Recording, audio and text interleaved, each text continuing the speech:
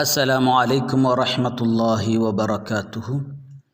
بسم اللہ والحمد للہ والصلاة والسلام علی اشرف الانبیاء والمرسلین وعلی آلہ وصحبہ اجمعین، اما بعد۔ سنت ہے قربانی کا ارادہ رکھنے والا ذی الحجہ کی پہلی تاریخ سے لے کر قربانی کرنے تک بدن کے ناخون اور بالوں کو زائل نہ کرے، یہ سنت ہے۔ ناخون کو زائل کرنا مکروہ ہے، بالوں کو زائل کرنا مکروہ ہے، ناخون اور بالوں کو بدن سے جدا نہ کرنا سنت ہے، یہاں تک کہ بدن سے کوئی ایک چمڑی بھی جدا نہ کرے، یہ سنت ہے۔ یہ اس وقت سنت ہے کہ جب کہ قربانی کا ارادہ ہو۔ امام نووی علیہ رحمت و رضوان نے اپنی کتاب منہاج الطالبین میں فرمایا، وَيُسَنُّ لِمُرِيدِهَا أَلَّا يُزِيلَ شَعْرَهُ وَلَا ظُفْرَهُ فِي عَشْرِ ذِي الْحِجَّةِ حَتَّى يُضَحِّيَ۔ فرمایا وَيُسَنُّ لِمُرِيدِهَا، قربانی کا ارادہ ہو تو سنت ہے أَلَّا يُزِيلَ شَعْرَهُ وَلَا ظُفْرَهُ، ناخون اور بالوں کو زائل نہ کرے، جدا نہ کرے، فی عشر ذی الحجۃ حتی یضحی، عشر ذی الحجہ میں یہاں تک کہ قربانی کر لے۔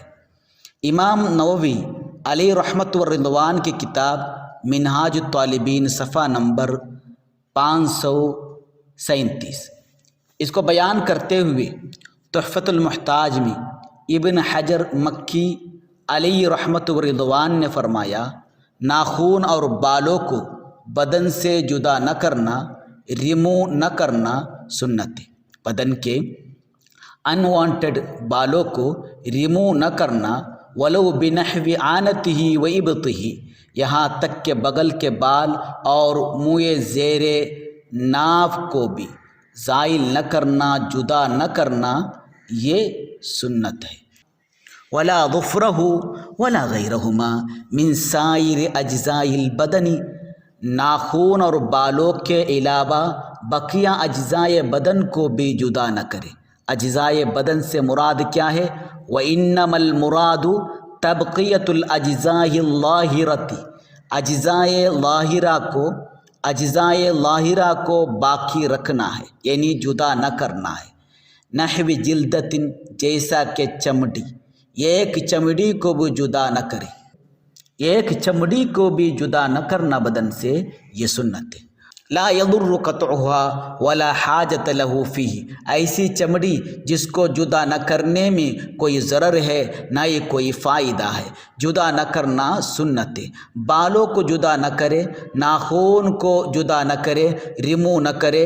اگر ناخون اور بالوں کو جدا کرے تو تحفۃ المحتاج میں فرمایا فَإِن فَعَلَ كُرِهَ، اگر عشر ذی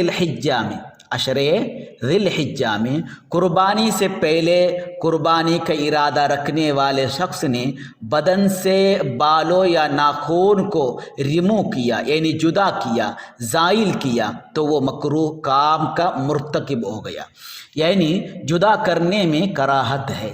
اور احمد بن حنبل رضی اللہ تعالیٰ عنہ جیسے جید علماء نے قربانی کا ارادہ رکھنے والے شخص کا ناخون اور بالوں کو جدا کرنا حرام کہا ہے۔ وقیل حرم وعلیہ احمد وغیرہ، حرام کہا گیا ہے، اس لیے ناخون اور بالوں کو بدن سے جدا ہی نہ کرے۔ اللہ تعالیٰ توفیق عطا فرمائے، آمین بجائے النبی الکریم۔ قربانی کا ارادہ ہو تو جمعہ کے دن بھی ناخون اور بالوں کو ریمو نہیں کرے گا، اس لیے فقہاء نے فرمایا کہ ولو فی یوم الجمعہ، اگرچہ جمعہ کے دن بھی ہو، ناخون اور بالوں کو نکالنا مکروہ ہے۔ ذی الحجہ کی پہلی تاریخ سے قربانی کا ارادہ ہو تو پہلی تاریخ سے ہی ناخون اور بالوں کو بدن سے جدا نہ کرے۔ اشت الشروانی جلد نمبر 9 صفحہ نمبر 346۔ اور اگر قربانی کا ارادہ نہ ہو تو اشت الجمل میں ہے قضیتہ ان من لم یردھا لا یکرہ لہ ازالۃ ذالک، جس نے قربانی کا ارادہ نہیں کیا اس کے لیے عشر ذی الحجہ میں ناخون اور بالوں کو جدا کرنا، ریمو کرنا مکروہ نہیں۔ حاشیۃ الجمل جلد نمبر 5 صفحہ نمبر 251۔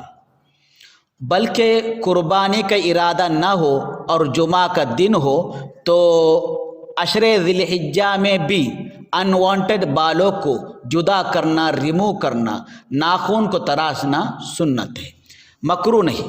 پھر کیا ہے؟ کار خیر ہے، سنت ہے۔ اسے پتہ چلا بعض لوگ قربانی کا ارادہ نہیں رکھتے پھر بھی عشر ذی الحجہ میں ناخون نہیں تراشتے، انوانٹڈ بالوں کو ریمو نہیں کرتے۔ اس طرح کرنا سنت کو ترک کرنا ہے۔ قربانی کا ارادہ کرنے والے شخص کے علاوہ بقیہ لوگوں کے لیے یہی حکم ہے، یعنی سنت جمعہ کے دن بن سنورنا، ناخون تراشنا، بغل کے بالوں جیسے انوانٹڈ بالوں کو ریمو کرنا سنت ہے، اور یہ عشر ذی الحجہ میں بھی سنت ہے جبکہ قربانی کا ارادہ نہ ہو۔ اور اگر قربانی کا ارادہ ہو تو عشر ذی الحجہ میں ناخون اور بالوں کو ریمو کرنا مکروہ ہے۔ اگر ذی الحجہ کے پہلی تاریخ سے پہلے قربانی کا ارادہ نہیں تھا اور بعد میں ارادہ کیا تو جب سے ارادہ کیا تب سے ناخون اور بالوں کو بدن سے جدا نہیں کرنا ہے۔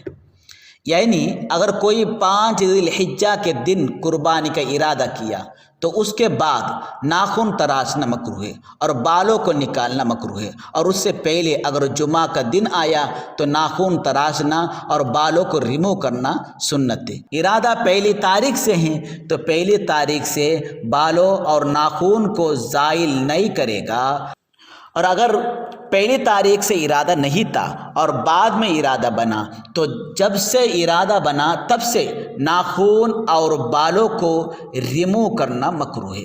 قربانی کا ارادہ کرنے سے پہلے مکروہ نہیں، یعنی قربانی کا ارادہ کرنے سے پہلے اگر بالوں اور ناخونوں کو جدا کیا تو کوئی حرج نہیں۔ اللہ تعالی ہم سب کو علم سیکھنے، اس پر عمل کرنے کی توفیق عطا فرمائے، آمین بجاہ النبی الکریم۔ السلام علیکم ورحمۃ اللہ وبرکاتہ۔